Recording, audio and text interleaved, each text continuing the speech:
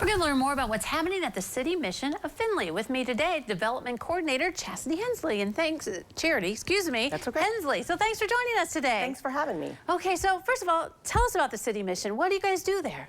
We are a crisis homeless shelter, but we have recently made some changes and we're a little more of a program shelter, although crisis will always be what we do. Right. We offer a food program, and we have our 122 bed facility. Oh, all right. So men and women, families, I mean, how does that work then for the homeless part? We have a separate area for families. We have 5 family suites, so we can have families with children there. Oh, and then we have a men's dorm and a women's dorm.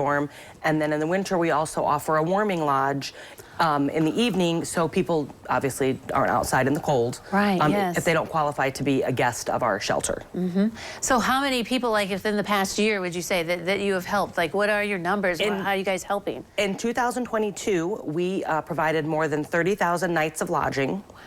We served more than 600 individuals, and we provided 130,000 meals. Wow, that is something else. So is this, can they stay all day long, or do they leave during the day and come back at night? How does the program work like that? They can stay all day long. Okay. 53% of our guests are employed.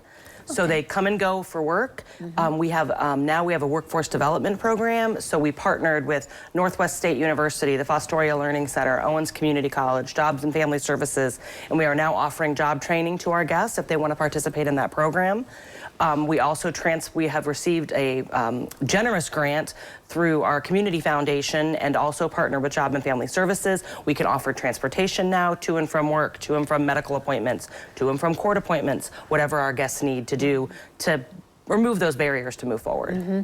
And I assume that's what you've seen. You kind of need to go with the flow and with the changes that, yes, they might be homeless, but they want help in getting out of the situation and, you know, with their job and transportation. So absolutely, no one chooses to be homeless. There are generally circumstances or situations that have made that happen in their lives, and they just need somebody to care, to give them a leg up in the world, and that's what we try to offer. We try to give them the encouragement, the programs, and the place to stay, to be safe and warm, to just work towards that so they can get permanent independence into permanent housing.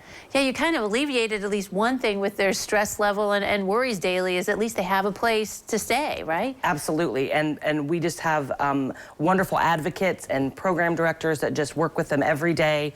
Our guests, they're just blessed to be there and just happy to move forward and have a place to do it.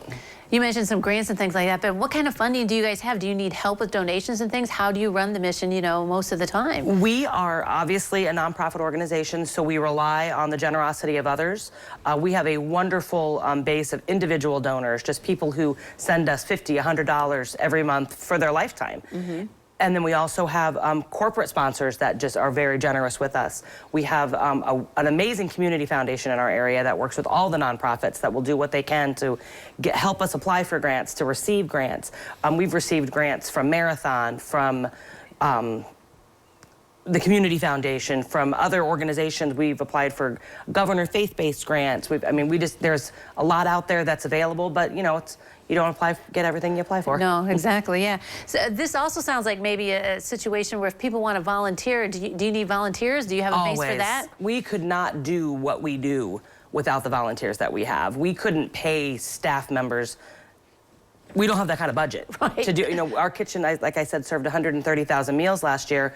30,000 of those were to our community that come to a community feeding window because during COVID, we couldn't allow them into our building anymore. So we cut a hole in the side of the building and it's a walk-up window. Wow. And most of those people are housed and employed. They just need a little help to get through the week. And without volunteers, none of that would be possible. All right, so if they want to volunteer, give you guys a call and you can get them going, right? FindlayMission.org and sign up or give us a call. We always need them. Awesome. Well, thank you very much, Charity, for coming today. Thanks for having me. All right, don't go away. We'll take a look at medical news next.